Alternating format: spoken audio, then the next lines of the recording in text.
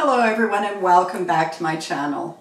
If you're new here, my name is Colleen and I try to bring you simple recipes that you can make, usually under 30 minutes.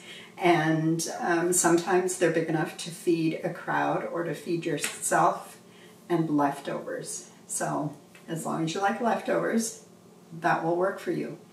Today I am going to take you through the steps of making a Spanish chicken and rice. And I cannot guarantee that this is anything like the Spanish people would make it, but that's the name of the recipe. So I will gather up what I need to get started, and I will be right back after this.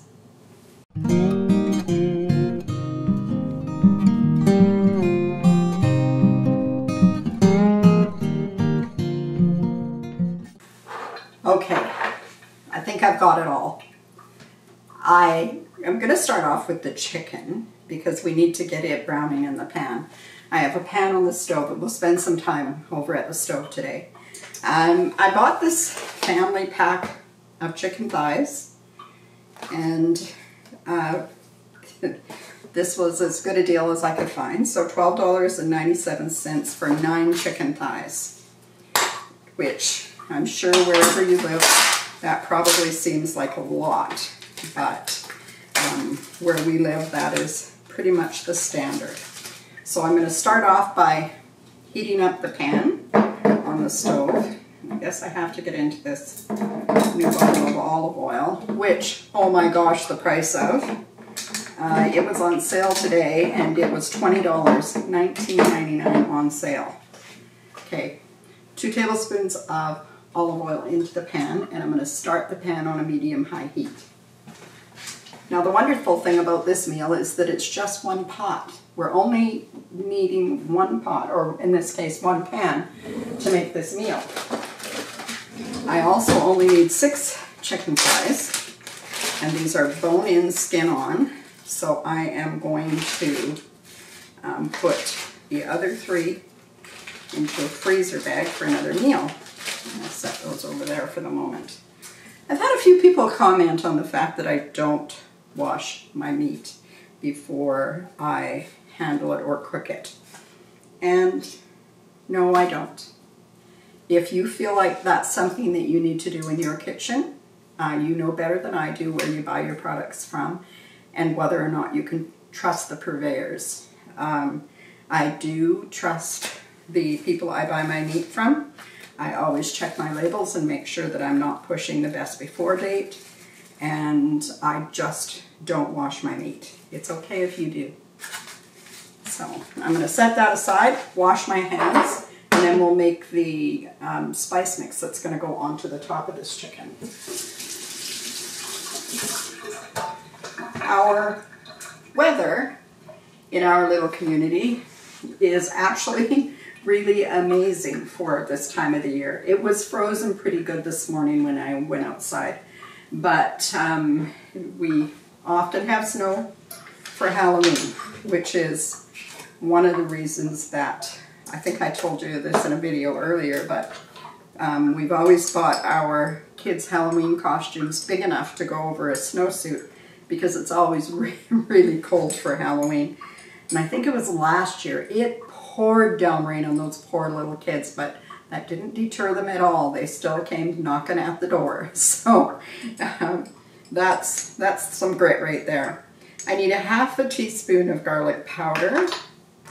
Now you can spice these up to whatever suits you, but these are kind of this came out of an old cookbook that I've had for years. So, and 1 teaspoon of smoked paprika. Now if these chicken thighs were any larger, I would definitely have doubled up the seasoning, but I think this will work well for this. I have also started my oven to 325 degrees because once we get this all together, we're going to cook it some on the stove top, but then it's going to go into the oven to finish cooking. And we need, did I say a ½ teaspoon of pepper? I put a half teaspoon of pepper in there. And I'm going to use a teaspoon of salt. You can use whatever kind of salt you have that you use on a daily basis. I'm just going to give this a mix up. And then I am going to, right in the tray that the meat came in, I'm going to just sprinkle this on and then give it a little massage. And I'm just doing the skin side. I'm not doing the underside. And I'm going to use every bit of this. A lot of it will fall away in the pan and help to cook up the other ingredients. And so I won't be adding salt or any other seasonings to the pan. So now I'm just going to give these a rub, make sure it's sticking, or some of it's going to stay behind in the container here too. Now I'm going to place these skin side down. Woo, I got my pan smoking. I better take that off of there for a minute. I'm going to place these skin side down into my pan, and I'm going to cook them 4 or 5 minutes skin side down, and then I'm going to flip them over and cook them with the skin up for maybe 3 minutes. We just want to get them started because to get them brown, because they're going to go into the oven. So I'll put these in the frying pan and then I'll be back. Now I've washed up my hands again and I've set a timer to the stove. So we're going to add some, I guess maybe aromatics. I'm not sure what to call these. We're going to add some celery, red pepper, and onions to this mix. I'm going to clean these stalks up, and I am going to give them a slice down the middle, and just chop these all the way down. I'm interested to know what I'm making this the day before Halloween. I think that's today. I think tomorrow is Halloween. What your traditions are for Halloween. Do you shut out the lights? Or do you stand with the camera and treats and take pictures of the little people all dressed up in their costumes? We traditionally get the camera out and take pictures of the little kids. Although I do have to say in recent years, I've stopped doing that because some of the little kids now are coming without masks on, and I don't want to, invade their privacy, which people are worried about these days. What do I do with that bowl? Let me get that bowl over these spots so I don't have such a mess to clean up. So we're going to use a whole pepper that's been diced.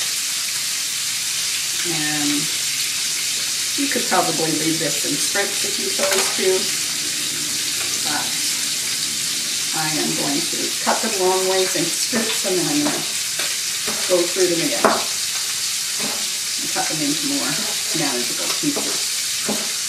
And this does not take long. As any of you who've watched my channel regularly know, I always try to do my videos in real time, because I think it gives you a sense that you can accomplish that without too much hassle. I hear my oven's up to temperature. I think the chicken's doing okay, but I better double check. It did start off with a super hot pan. I'm glad I checked. It was getting very dark. And I don't want to burn the chicken skin, nor burn the spices and the fond that's in the pan, because we're going to put the rest of this meal all in that pan. Let's talk about the pan for a minute. I have a reasonably deep frying pan. It would be great if I had one that had higher size. I took one out of my cupboard that had the highest sides on it because we're going to be adding liquid to the pan. And a lid because we're going to add rice to this dish. And in doing so, we need it to be able to build up steam to help cook the rice. So we need some distance between the top of the lid and the bottom of the lid and the top of the food. So there we go. And we've got our onions diced. We've got our celery. We've got our red pepper. Oh my goodness. Oh. That was a hot onion. Let's move that out of the way. Now, I am going to get a plate and I will bring you over to the stove for the next part of this because we're going to take the chicken out and we're going to cook this for a few minutes and then we'll move on with all the things we need to add. Also right now, what did I do with my little pot? Right here. Right in front of my eyes, wouldn't you know it? I have a liter of chicken stock. Oh, you hear the beeping? That means it's time to turn the chicken over. I'm just going to hurry this up a little bit. We need 3 3/4 cups of hot chicken stock. So I'll get this going right now too. I am just going to remove this chicken to a plate. Keep in mind that this chicken is not cooked all the way through. This chicken is, we just wanted to brown it, which I think we've succeeded in fairly well. And got the skin crisped up a bit. And now we have our pan ready. Whoa, I left that sitting there too long. We have our pan ready over here. It's because I have the wrong burner on. Oh my goodness, Colleen. I'm going to add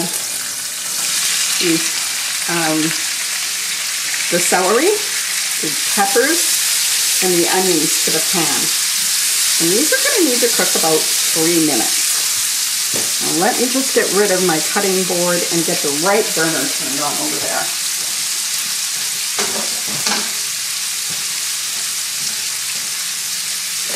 I'm going to be mad at myself for that when I try to clean that melted plastic off of there, I can tell you right now. Oh boy. Good thing I'm a real person doing real cooking in a real kitchen. And sometimes things like that happen. Now I definitely want these to sweat down a bit. Because while they would cook in the sauce, that will be created by this dish, they really do need to have a head start, and it's good for them to be able to pick up the tasty bits that came off the chicken and cook around in the oil that not only the chicken was cooking in, but the fat that the chicken came off of. So we'll let that cook away for a minute, and I'm going to go back over to the cutting board for just a couple minutes and cut up some sausage. Now, I have here some premium classic sausage. If you want to make this truly a Spanish dish, then you're going to want to get some chorizo, but I couldn't find any. But the main reason that they ask for chorizo, I guess it would add a little more spice, but it's the smoke that you want. And this is a smoked sausage. It's pre-cooked, which is ideal because we are already cooking chicken. I'm going to take about maybe that much. I'm not even sure how much that is. I'll try and figure that out for you and have it in the recipe down below. I'll get that taken care of. So I'm going to cut this in half long way, and then I am going to cut it into half moons, just kind of roughly. Don't want them to be too big. Also, you don't want them to be small. People need to know that it's sausage that's in there. So I would say you're looking for about a cup of sausage. Let me just stir those things on the stove and I'll be right back. It's starting to smell really good over there. And as long as we're here now, I am going to cut up some tomatoes because the final step in all of this is going to be some tomatoes on top of the dish. And we might just as well take care of it. So we need, again, about a cupful of tomatoes that have been cut in half. And I just fold a bunch of them down and go halfway through. And voila. And I think I'll do that much again, maybe a handful. So I'm sure this is going to be more than a cup, but you want about a cup. And boom, we've got our tomatoes cut. So all of our prep work pretty much has been done now. Also, I'm going to take to the stove some white wine. You could use a cooking wine in this if you chose to, or you could leave this out altogether. I'm going to use this just plain white wine, and I'm also going to use some tomato paste, which if I'm making a big bulk of something, I buy in the tins, but if I'm just using a tablespoon here or there, I find the tomato paste in the tube is really helpful because you can easily squeeze out what you need and then put a cap back on it and put it in the fridge and you're set to go. So for those of you who may not know, when I showed this to my niece Peyton this morning, I said, you know what that's for? And she said, sure, you turn it over and you push it into to make the hole. And I was surprised, honestly surprised that she knew what that was for. But they have a really fantastic teacher in their cooking class at school, so I shouldn't be surprised. Okay, let's take this all over to the stove. Okay, I think this is good. It's had a chance to even take on a little bit of color and it's picked up the bits from the bottom. So now we're going to start adding things to this.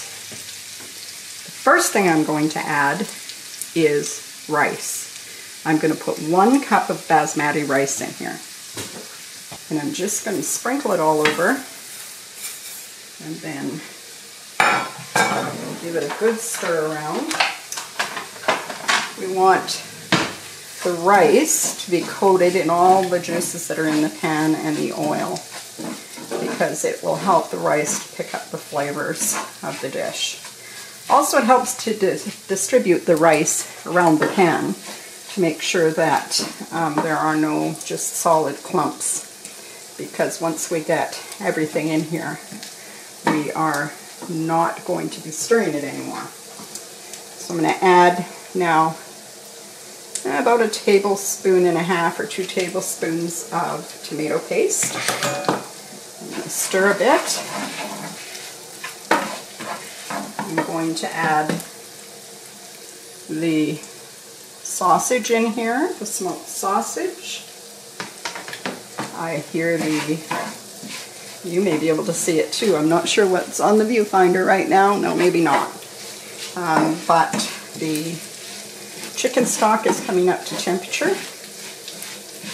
Let's get this all stirred up really well.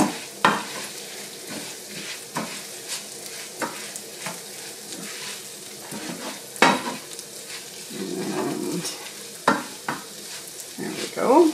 I feel good about that. Now I'm going to grab my measuring cup.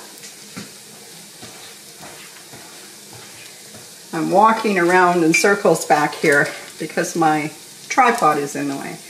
I'm going to add a couple tablespoons of white wine. And then I'm going to reach for the hot chicken stock. And I'm going to add in, that's 2. And I need 3 3/4 cups, which is right there. And there goes the chicken stock in. You want to make sure you're working with a good oven safe pan, like oven proof, so that you can put the whole pan in the oven. Give it a good stir. Now I'm going to add the chicken back to the pan. Just nestle it in there. And I hope I've chosen wisely here. We don't flood this pan over. I think it should be okay. I usually do this in my Dutch oven, but you can't see, you as a viewer can't see inside my Dutch oven. And then this little bit of stuff that's on the pan, we're not going to waste that. We're going to pour that back in. I'm going to reach over and grab the tomatoes. I'm just going to lay the tomatoes kind of all around. There we go. This is looking delicious. And you can see it wasn't an awful lot of work. Now, last but not least, I'm just going to add the lid. I'm going to put the lid onto this, and I'm going to slide it into the oven, and we're going to leave it alone for 35 minutes. In 35 minutes, I'm going to check it to check to see if the rice is ready yet.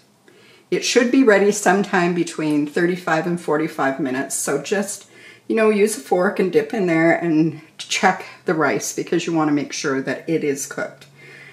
It could be done in 35 minutes, so keep that in mind. Okay, I will bring you back when this is ready to come out of the oven. Oh my goodness. Well, just check this. And it is perfectly cooked. The rice is perfectly cooked. And that was 35 minutes with the lid on. I think if you left the lid off, you definitely have to go a bit farther. You can probably see that it's fresh out of the oven. In fact, it's still bubbling here and there. So I just wanted you to see what this looked like. And I know I'm not going to do this very pretty, but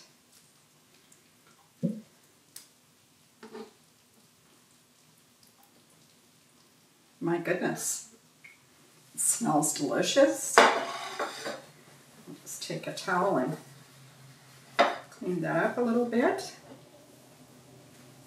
There you go, folks. That's what's for dinner tonight at our house. We are having Spanish, let me get this straight, 1 pot Spanish rice and chicken and rice. Let's try that again. 1 pot chicken, 1 pot Spanish chicken and rice. I hope that's going to be the title of this episode. This was, as you saw, I hope that you followed through and you saw this wasn't a difficult dish to do at all. It comes together really fast and then the oven does the rest. So it's definitely a dish that you could use on a busy weeknight. So don't be afraid to give that a go. I hope you've enjoyed this, folks, and if you have, you'll consider doing all the things, liking and subscribing if you haven't already. Share it with your friends on social media.